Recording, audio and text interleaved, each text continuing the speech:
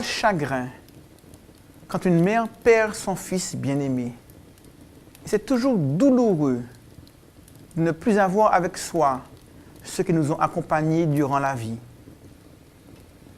Face à l'échéance fatale de la mort, nous sommes amenés tôt ou tard à nous poser des questions. Qu'est-ce que la mort? Pourquoi la mort? Qu'y a-t-il après la mort?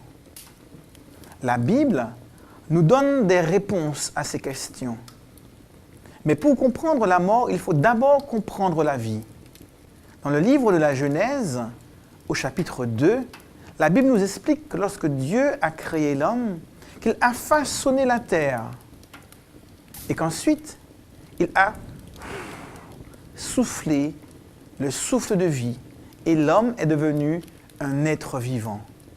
La terre, plus la substance vitale venant de Dieu, nous donne un homme vivant. À l'opposé, le livre de l'Ecclésiaste au chapitre 12 et au verset 8 nous explique qu'à la mort, le souffle de vie retourne à Dieu qui l'a donné, tandis que l'homme, son corps, retourne à la terre. Poussière, l'homme retourne à la terre. On peut l'illustrer avec une lampe de poche. Quand j'ai une pile que je mets en lien avec une ampoule, j'ai la lumière.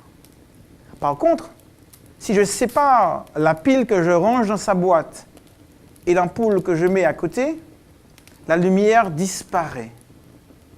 Où est allée la lumière? Elle n'est pas allée ailleurs, elle a simplement cessé d'exister. L'Ecclésiaste décrit donc la mort comme étant le retour à l'inexistence. C'est la raison pour laquelle au chapitre 9, au verset 4 jusqu'au verset 10, il nous est dit que celui qui est mort n'a ni pensée, ni science, ni sagesse, ni amour, ni haine. Il n'a plus aucune part à tout ce qui se fait sous le soleil. Être inexistant peut faire peur. Pourtant, nous avons tous été inexistants. En effet, avant de naître, nous étions inexistants. Était-ce douloureux? Nous n'avions ni amour, ni haine, ni pensée, ni sagesse, ni science. Ce retour à l'inexistence n'est que provisoire, puisque en effet, la Bible nous dit qu'à la fin des temps, il y aura la résurrection des morts. C'est ce que Paul explique dans son épître aux Thessaloniciens.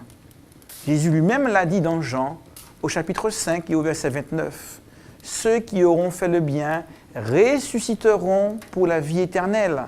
Ceux qui auront fait le mal, eux, ressusciteront pour le jugement. » Ce qu'il adviendra de nous après la mort dépend du choix que nous faisons aujourd'hui.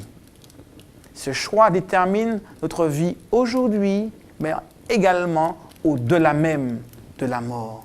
C'est la raison pour laquelle la Bible parle de la mort comme étant un sommeil, un temps de repos entre la vie sur cette terre et la résurrection des morts.